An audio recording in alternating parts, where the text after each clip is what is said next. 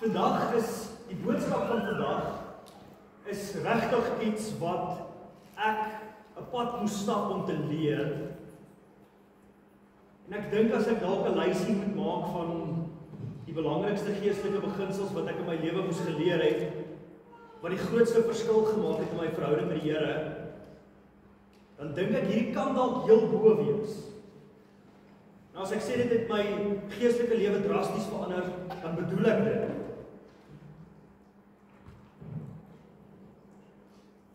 Hallo, ja, daar is hy. Dit was pragtig my stem. As ek sê dit het my geestelike lewe drasties verander, dan bedoel ek dit.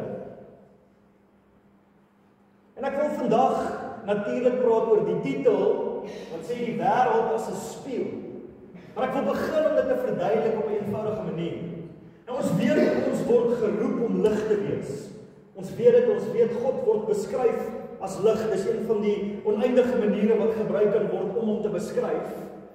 Maar ek dink ons besef noodwendig altyd wat lig regtig is nie en hoe lig werk nie. Nou sonder om te veel in die fisika in te gaan, besef ons dat die rede hoekom dinge om ons lig is as gevolg van 'n ligbron.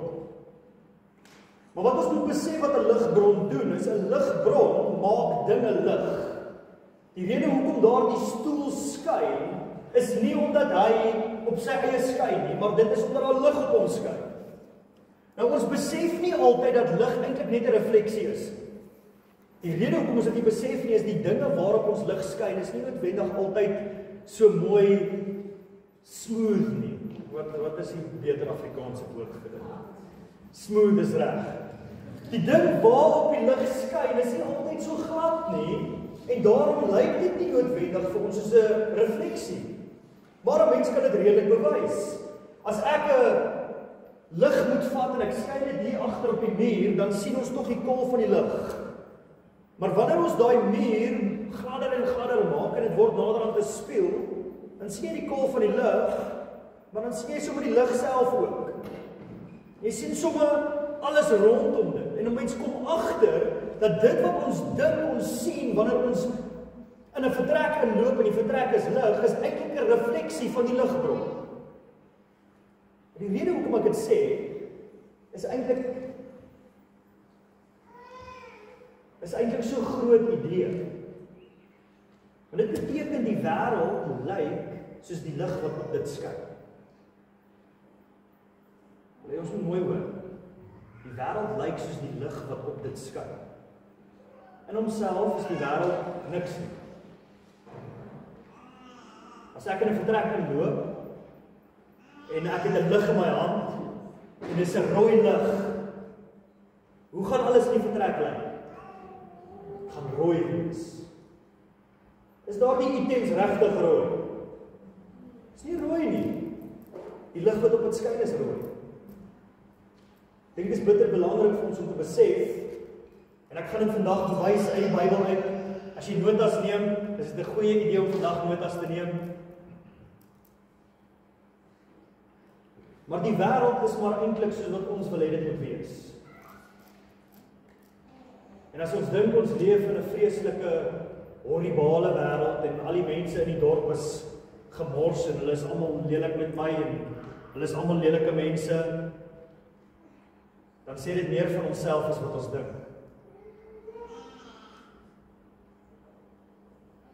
Ons moet die eerste skrifgedeelte saam lees. Matteus 7 vers 1 tot 5 is 'n bekende gedeelte. Lyk nou almal gaan daarom daar bo kan sien. Moenie oordeel nie, sodat julle nie geoordeel word nie. Want met die oordeel waarmee julle oordeel, sal julle geoordeel word. En met die maat waarmee julle meet, sal vir julle afgemeet word. Waarom sien jy die splinter in jou broer se oog raak, maar die balk in jou eie oog merk jy nie op nie? Of hoe kan jy vir jou broer sê, laat my toe om die splinter uit jou oog te haal, maar wat van die balk in jou eie oog? Skynheilige, haal eers die balk uit jou eie oog, dan sal jy goed kan sien om die splinter uit jou broer se oog te haal. Hy is so bitter belangrike goed wat hierdie gedeelte eintlik eenvoudig vir ons sê.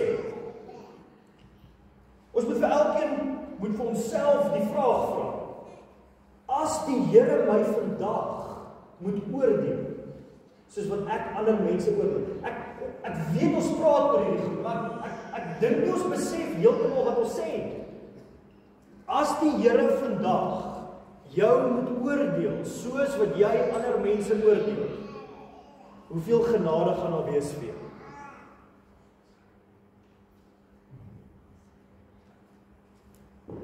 En ek dink een van die probleme is wanneer ons dink aan 'n gedeelte soos hierdie, dan dink ons altyd aan eendag as ek doodgaan.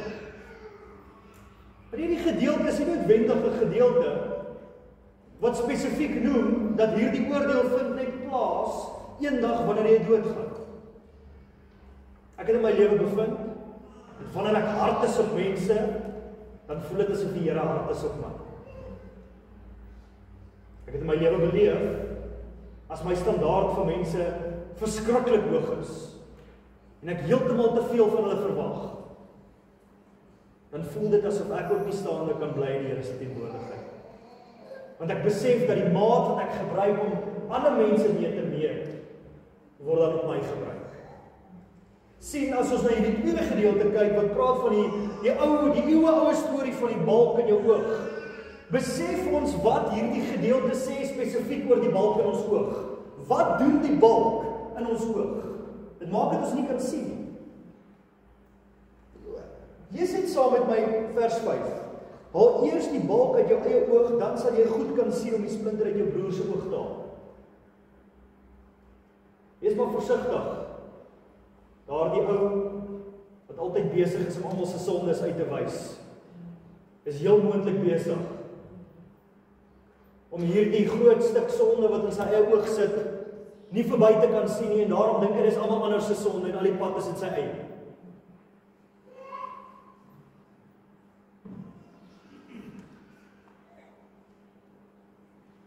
Hierdie gedeelte gaan ons nou toe terugkom. Maar dis die hoofskrifgedeelte waarop vandag gebaseer is. Maar ek wil dit bewys wat ek vandag sê rondom die wêreld, en dat die wêreld 'n spieël is wat eintlik ons eie innerlike mens en ons eie hart aan ons openbaar. En ek wil 'n paar punte maak en 'n paar skrifgedeeltes aanhaal om te bewys dat die Bybel dit vir ons sê. As ons saam kyk na die volgende bladsy, dan moet ons agterkom dat ons eie harte is op die ou ende wat bepaal wat ons in die wêreld sien. Daar is niks meer hoogmoedig as vir ons om te dink dat almal rondom ons boos is en ons nie is nie. Daar is niks meer hoogmoedig as om vir ons te dink, terwyl ons na die wêreld kyk, te praat oor hoe almal van die pad af is en almal so goddeloos is en dink dat ons dit wat ons sê oor die wêreld self vryspring. Dit is 1 vers 15, die eerste gedeelte daarbo. Hoor wat sê hierdie gedeelte? Alles is rein vir die wat rein is, maar vir die besoedeldes en ongelowiges is niks rein. Sowel hulle denke as hulle gewete is besoedel.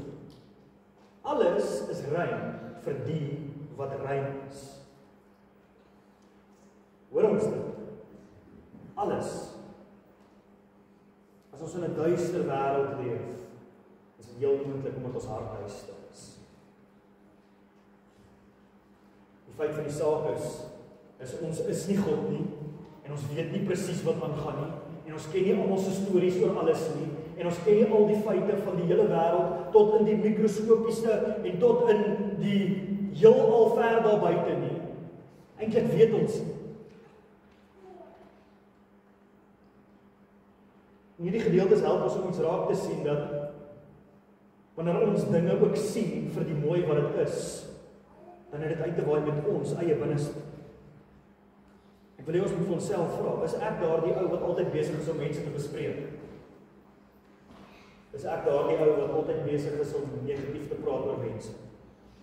Is dit maklik vir my en my familie, vir my en my gesin, vir my en my man of my vrou, om die hele tyd mense se foute te bespreek? Soos ons nie self in dieselfde bootjie sit. Is 'n tipe mens waarvoor dit gemaklik raak ander mense sleg te sê nie.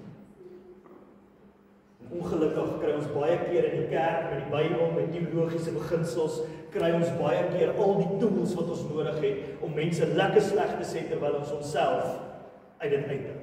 Dis mos nou nie ek.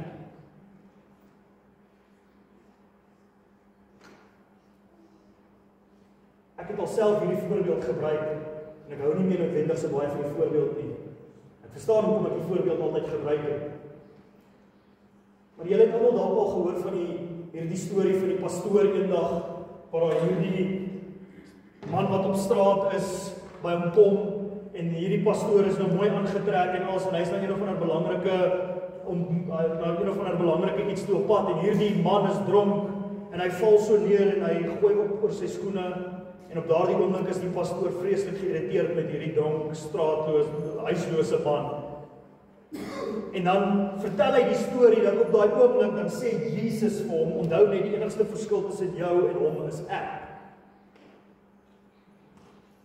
En ek verstaan hoekom sê ons dit, want dit hou ons nederig. Dit wil vir ons sê dat ons is nie beter as enigiemand anders. Maar wat ons nie eintlik besef nie, is wanneer ons so kyk na die wêreld, dan sê ek eintlik iets. Ek sê dat daar in my leefwyse en in my liefde en in my Jesus wees geen verskil is tussen my en die ou langs my nie. Maar as gevolg van 'n idee van die evangelie wat ek in my kop het, is ek gered en hy gaan vir ewig brand in die hel. Omdat ek 'n spesifieke idee in my kop het, verdien ek dit nie meer nie. Maar hierdie ou doen. Maar as ek vir jou sal vra, is jy regtig beter as hy, dan sal almal wat mooi geleerd is sê, nee, verseker nie beter as hy. Dan vra ek die vraag, hoe het ons op die punt aangekom, waar ons onsself oorreed het, dat as Jesus vandag moet terugkom en hy die wêreld oordeel, dat hy die wêreld gaan oordeel gebaseer op hulle teologiese idee van die evangelie wat hy in hulle kop het, eerder as die liefde wat hulle het vir hulle medemens.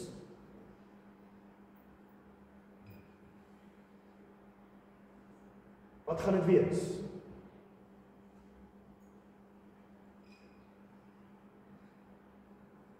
Spreuke 4 vers 23, baie bekende gedeelte, bewaak jou hart meer as enige iets wat bewaar word, want daaruit ontspring die lewe.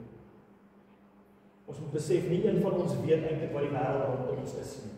Ons almal interpreteer dit deur 'n lens en hierdie lens noem jy jou liggaam. Party van ons het nie die sintuie wat ander mense het nie. Maar die feit van die saak is my ervaring van die lewe is 'n innerlike ervaring, nie 'n uiterlike ervaring. Iewers in my binneste sien ek en hoor ek en voel ek en proe ek en het ek gedagtes. Dit wat ek dink van die wêreld om my is iets wat innerlik binne in my gebeur. Maar wanneer ek begin dink ek weet wat om my aangaan en ek weet wie mense is en ek weet wat die wêreld is en ek weet wat aangaan, dan sê dit eintlik maar net dat ek dink dat ek God is. Matteus 6:22. Die oog, interessant dat hy praat van 'n enkele oog. Die oog is die lamp van die liggaam. As jou oog suiwer is, sal jou hele liggaam verlig wees. Maar as jou oog boos is, sal jou hele liggaam donker wees. Ons lees baie keer hierdie gedeelte en ons vergeet wat is die simboliek van 'n oog. Wat doen 'n oog? Hy sien. 'n Oog sien. Jesus sê vir ons hierso dat dit wat ons sien word bepaal deur hoe suiwer ons is. Ons dink baie keer dis oukei om in 'n lewenstyl vasgevang te word waar ons elke dag kla oor almal. En die ouens by die werk is almal simpel en die kerk is almal verkeerd. En ons vergeet dat dit maar net ons eie oog is. Maar as jou oog boos is, sal jou hele liggaam donker wees. As die manier hoe jy sien suiwer is, sal jou hele liggaam verlig wees. Die tweede punt wat ek wil maak, is eintlik 'n ou beginsel, maar ons besef nie, dit val in by die spieël voorbeeld. Wat uit jou kom na jou terug. Ons noem dit saai en maai. Ons almal glo in die kerk van saai en maai. Ons sê ten minste ons doen. Wat is dit anders as 'n refleksie? Wat is saai en maai anders as dit wat uitgaan kom terug? Dis 'n spieël. Dis wat dit is. Moenie oordeel nie. Nou hierdie is dieselfde gedeelte net uit Lukas uit waar Jesus spesifiek ook sê moenie oordeel nie. Hoor wat sê hy? Moenie oordeel nie, dan sal ook julle beslis nie geoordeel word. Moenie veroordeel nie, dan sal julle ook nie veroordeel word nie. Vergeef, dan sal julle ook vergewe word. Gee en aan julle sal gegee word. 'n Goeie maat saamgepers, ingeskik en tot oorlopings toe vol sal in julle skoot val, want met die maat waarmee julle meet sal vir julle afgemeet word. Ek hoop ons besef, Jesus het hier 3 verskillende goed genoem wat lyk of dit nie veel met mekaar uit te waai. Hy begin met oordeel, dan sê hy vergewe, en dan sê hy gee. En met al daardie voorbeelde sê hy wat? Dat dit wat jy doen is wat aan jou gedoen word. Ons moet besef dat hierdie realiteit waarin ons leef, wat die Skepper vir ons geskep het, werk soos 'n spieël.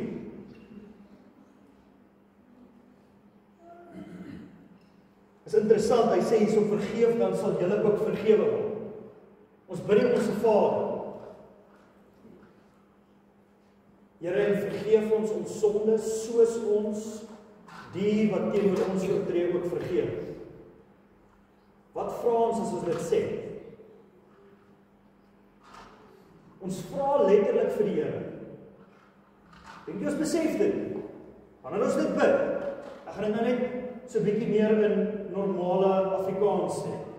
Wanneer ons bid, dan sê ons, as ons nie Onse Vader bid, dan sê ons, Here, en asseblief, as U my nou vergewe, onthou net om dit te doen soos ek dit doen, asseblief. Moet my asseblief nie meer vergewe as wat ek vergewe nie, en ook nie minder. Vergewe my soos wat ek vergewe. Dis wat ons van vra. As die Here my en jou vandag vergewe soos wat ons vergewe, sal ons vergewe wees. Hoeveel genade sal daar vir ons wees?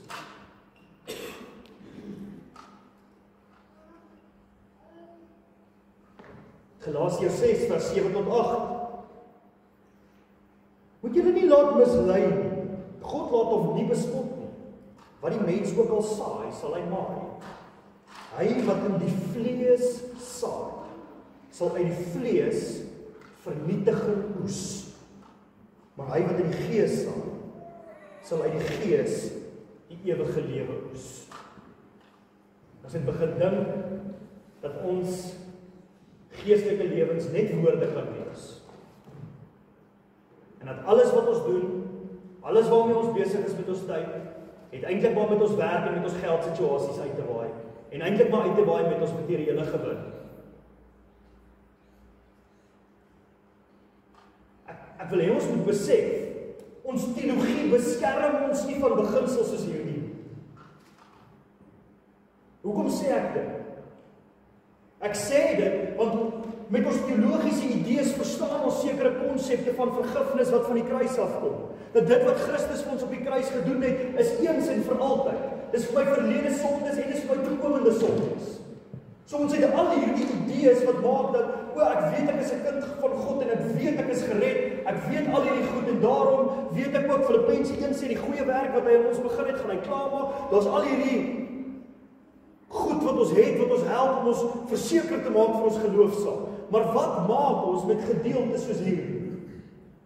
Wat die mens ook al saai, sal hy maai. Tel dit vir almal.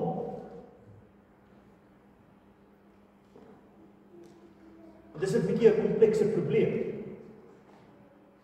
Het Jesus dan nou ons sondes uitgewis? Het hy dit heeltemal gedoen? As hy het, tel hy die beginsel nog, want dan beteken dit hy vergeet nie eintlik nie. Hoekom sê ek hierdie? Ek sê nie hierdie om 'n antwoord te gee nie, ek gee hierdie om te sê dat ons weet eintlik nie. Jesus wys vir ons iets uit en hy sê vir ons dat die wêreld om ons en ons verhouding selfs teenoor mense is 'n spieël. En maak nie saak wat my idees in my kop is oor hoe reg ek is en oor hoe my verhouding met die Here reg is nie, as ek 90% van my tyd spandeer om vleeslik te saai. Dan sê hierdie gedeelte ook, sal uit die vlees vernietig ons. Ons moet besef, dit help nie ons leef materiële lewens en absolute materialistiese sienings het ons oor die wêreld en ons maak al ons keuses gebaseer op dit en dan dink ons 'n idee wat ek het oor Jesus in my kop gaan my van hierdie beginsel laat ontsnap.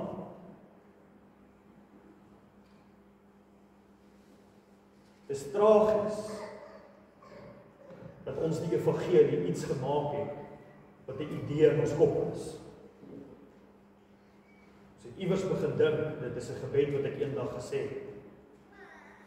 En ons verduidelik vir mekaar hoe ek wedergebore was 20 jaar terug.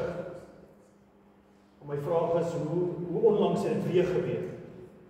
Onthou ons, toe ons tot geloof gekom het die eerste keer, was ons oortuig dat alles waarmee ek besig was in my vorige lewe, al was ek oortuig ek was so reg geweest, alles waarmee ek besig was, is eintlik gemors in vergelyking met hierdie nuwe lewe wat ek gevind het. Is ons bereid om weer daardie opoffering te maak? Is ons bereid om te sê, nou waar ek sit, waar ek dalk hoeveel jare in die kerk is ek weer bereid om te erken dat ek verkeerd is oor alles?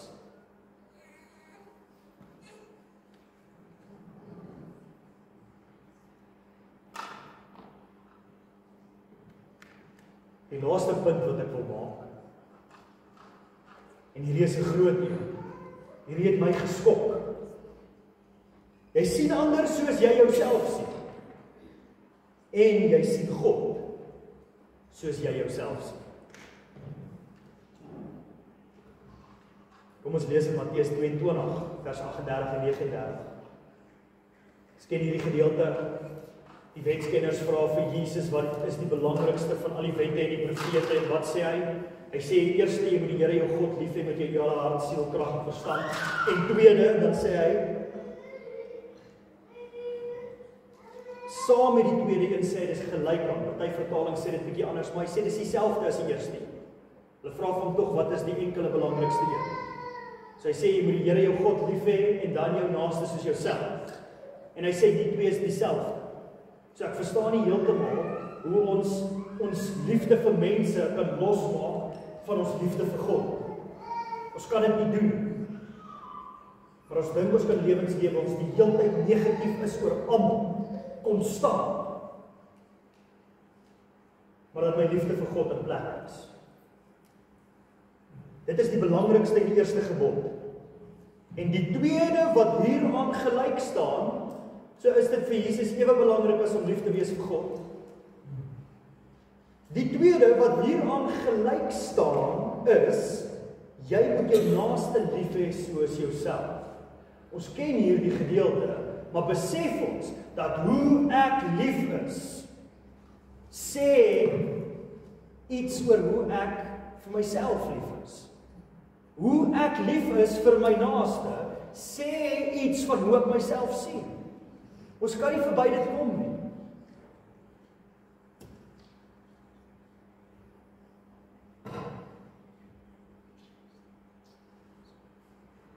In Johannes 4 vers 20, as iemand sê ek het God lief, hoor hoe kan ons nie hierdie twee losmaak van mekaar af? As iemand sê ek het God lief en sy broer haat, sy broer tel as enige iemand.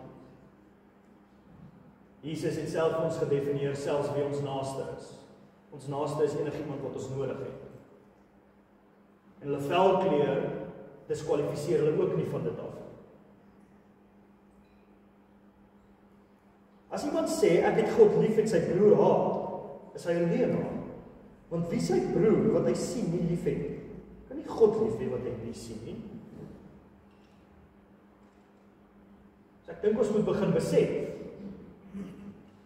Dit help nie ons loop rond en sê ons is lief vir die Here terwyl ons eintlik besig is om mense konstant te oordeel, sleg te sê, hulle foute uit te wys en hulle dood eenvoudig nie die benefit of the doubt te gee. Ek weet nie of is al beter woord in Afrikaans vir benefit of the doubt, maar dis ook. As God vir jou vandag die benefit of the doubt moet gee, gaan hy dit doen. Hier kom die groot ding op die volgende bladsy.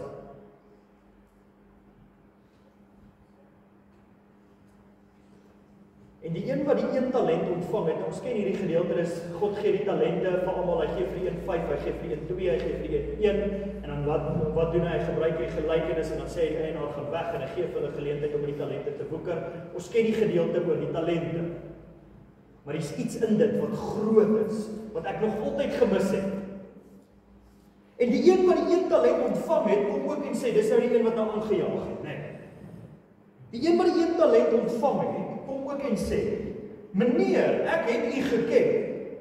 Kyk so wat sê hy? Hy sê van die eienaar, ek weet wie u is, dat u 'n harde man is, wat maai waar u nie gesaai het, en bymekaar maak waar u nie uitgestrooi het. Omdat ek bang was, het ek gegaan en u talent in die grond weggesteek. Hier het u wat u aan behoort. As 'n mens hierdie die eerste keer dalk nou weer kan lees in jou lewe, dan sal jy eintlik verwag dat die eienaar vir hom sê, nee, wag, ek is nie 'n harde man nie. Wat bedoel jy? Wat bedoel jy ek maai waar ek nie gesaai het nie? Dis nie wie ek is nie. Maar dis nie wat hy doen. Hy vertel nie vir hom hoekom hy verkeerd is oor sy siening oor die eienaar nie. Kyk net hoe hierdie eienaar almal beloof. Oor my beloof. Kyk net hoe het hy almal beloof. En hier kom hierdie een en hy sê nee, maar hy's 'n harde man. Kyk hoe hanteer hy. Vers 26. Maar sy heer antwoord en sê vir hom, jou slegte en luie diensknegt. Hoor wat doen hy? Jy het geweet dat ek maai waar ek nie gesaai het en bymekaar maak waar ek nie uitgestrooi het. Wat doen hy? Dit wat hy gesê het oor sy Here. Hy het nie sy energie spandeer om verkeerd te bewys nie. Hy sê toe van nee, maar wag 'n bietjie. Jy sê ek is 'n harde man. Maar jy moes dan ons geweet het ek is 'n harde man, so wat nou? Waar is die rente? Wat het sy Here met hom gedoen? Hy het hom geoordeel soos hy oordeel.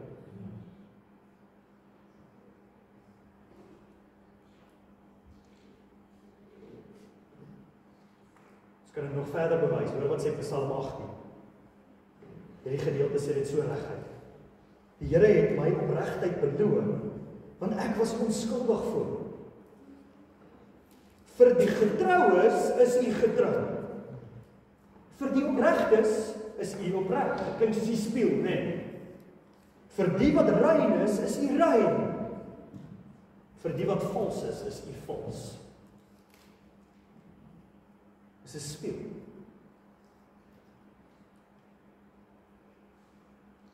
As ons dink God is hierdie verskriklike tiran, dan is hy dit vir ons.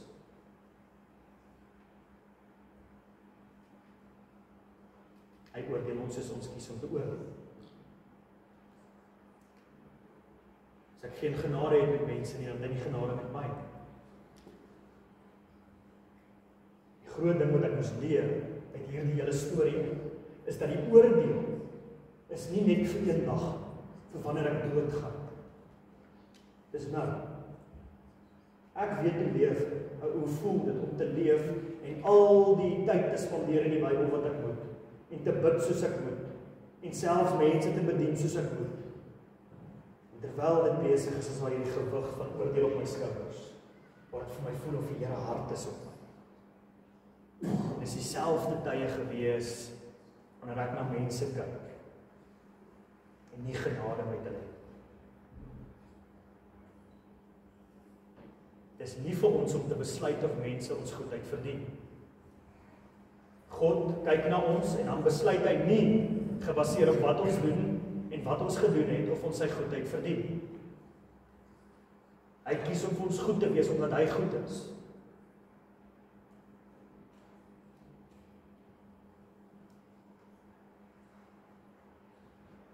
Ek kom met 'n laaste voorbeeld afsluit met hierdie gedeelte in 1 Korintiërs 13 vers 12 tot 13. Ek dink hierdie is so belangrike diep beginsel. Sien, was 'n eenvoudige ding om raak te sien. As ons kyk na die wêreld, en as jy nou dalk bietjie in slaap geraak het, is ek jammer, maar as jy ten minste hierdie voorbeeld kan onthou, dan is ek oortuig dit sal jou help. As ek kyk na hierdie bottel wat ek hier vandag voor julle hou, dan noem ons dit 'n bottel. Hoekom noem ons dit 'n bottel? Want ons het almal saam besluit, dit is 'n bottel. Is hierdie 'n bottel? Is dit? Ja, vir ons is dit 'n bottel. Maar dit is eintlik 'n stuk plastiek. En wanneer ons kyk na hierdie plastiek en ons vat 'n mikroskoop en ons ondersoek hierdie stuk plastiek, dan kom ons agter hierdie stuk plastiek is hierdie verskriklike komplekse item. En met wetenskap het iets interessant gebeur, want ons het met wetenskap is ons elke keer oortuig dat ons die kleinste deeltjie ontdek het waaruit alles bestaan. En dan soos wat ons eksperimente en ons tegnologie verbeter, dan ontdek ons kleiner deeltjies. Toe ek op skool was, het ons gedink dat die kleinste gedeelte, kleinste enkele eenheid van gedeeltes wat bestaan in die wêreld was atome. Nou is ons al 'n hele klomp stappies onder. Want ons het die kragte ontdek, die deeltjies ontdek wat daardie atome op die ou en aan mekaar vashou. Ons moet besef, dit maak nie saak hoeveel ons kyk na hierdie bottel nie. Hoe meer ons dink ons weet van dit, hoe meer kom ons agter dis oneindig meer kompleks as wat ons ooit dink dit kan wees. Dis belangrik. Want dit beteken, ek en jy is nie alwetend genoeg om te kan besluit wat iets of iemand in totaliteit is nie. Ons kan dit nie doen nie. As hierdie bottel oneindig meer kompleks is, dit lyk vir ons asof ons oneindig kleiner en kleiner en kleiner en kleiner en kleiner kan gaan, as ons kyk na die deeltjies van hierdie bottel. As hierdie bottel oneindig meer kompleks is, as wat ons kan sê dit is my een verduideliking om te sê hierdie is 'n bottel, in vergelyking met oneindigheid, eintlik heeltemal verkeerd. Besef ons dat hoe groter die oneindigheid is, hoe meer verkeerd raak my ou verduidelikingkie van wat dit is. Dit is soos God. As God oneindig is, en ek sê nou vandag, God is net hierdie. As hierdie een ding wat ek sê hy is, 1 uit 10 is, dan is dit 1 uit 10. Dan is ek 90% verkeerd. Maar as die totaliteit van dit oneindig is, dan is ek eintlik heeltemal verkeerd. As dit kom by die wêreld rondom ons, dan beskryf ons dit met verskillende maniere. Maar ons moet besef, dat wanneer ons praat van ander mense, is hulle ook oneindig meer kompleks, as wat ons ooit kan dink hulle is. En ons besluit oor wie hulle is en wie hulle nie is 100% onakkuraat.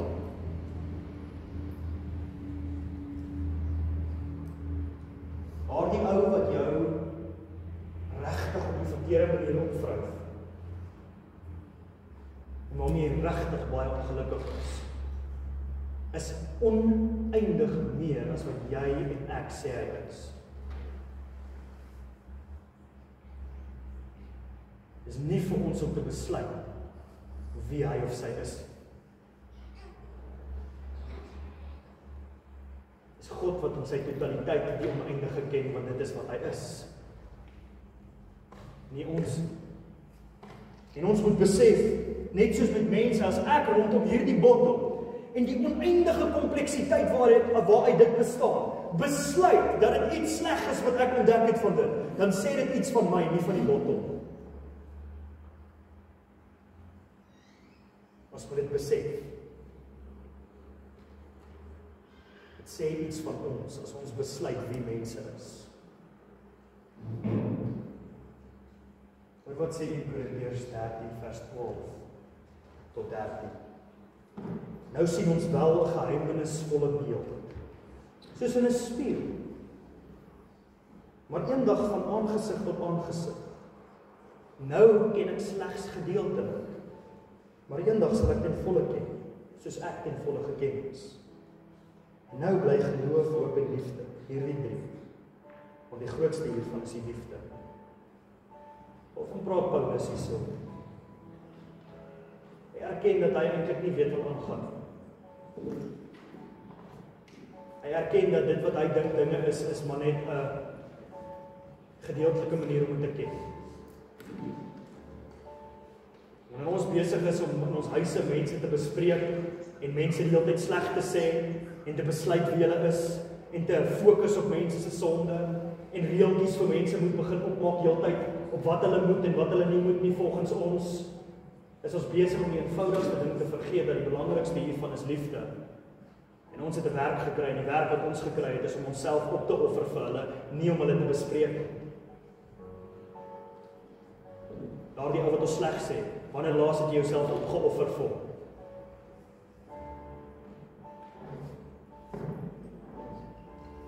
Ek is oortuig, as ons dit kan regkry om hierdie oë waarmee ons kyk, suiwer te maak, as ons ontdek dat die wêreld wat God vir ons geskep het, ver mooier is en ver meer kosbaar is, as wat ons wil hê dit moet wees. En ons sal ontdek dat daar ver meer hoop is in mense wat ons gedink het hopelose sake is.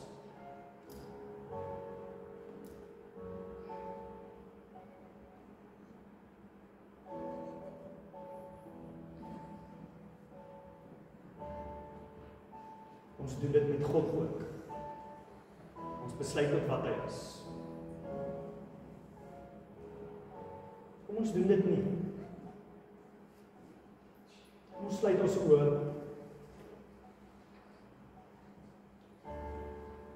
Dan reflekteer ons net so 'n bietjie oor ons eie lewens.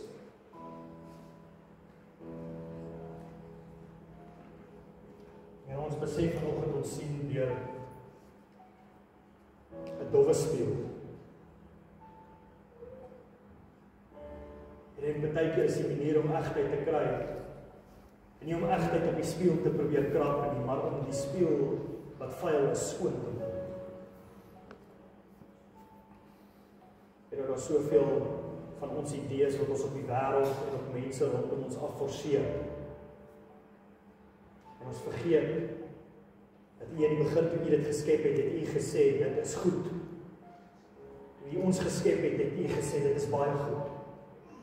Toe U ons medemense geskep het, het U hulle in U beeld geskaap. Here, U ken elke persoon se hart wat vanoggend hier sit.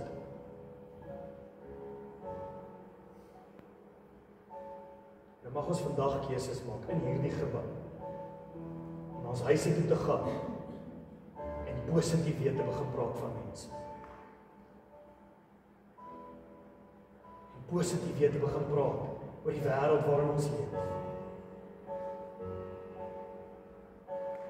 Here, want wat op die ou einde gaan gebeur en hoe die einde van die wêreldgeskiedenis lyk, het ons ook maar net 'n vaag weg beeld van. U weet wat aangaan. En ons wil kies om op U te vertrou.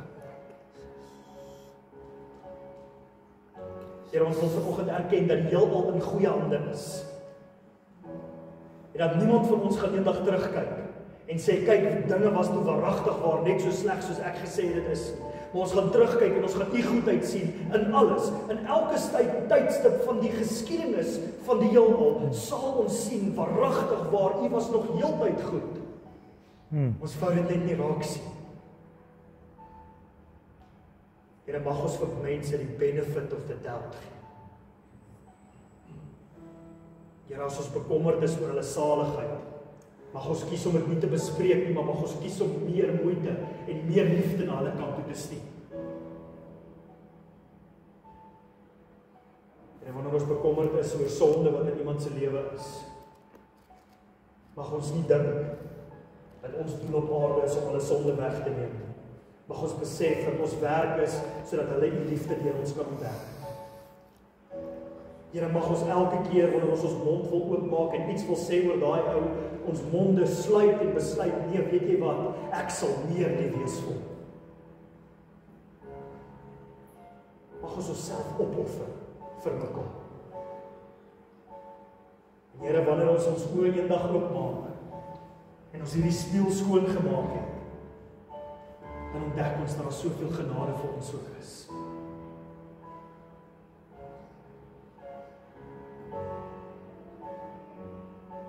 Here, dankie vir die mooi geestelike beginsels wat ons in die woord en in die wêreld, in die natuur kan raak sien. Dankie dat ons vanoggend kan agterkom, U praat met ons deur dit. Heilige Gees, dankie dat U ons ook sal help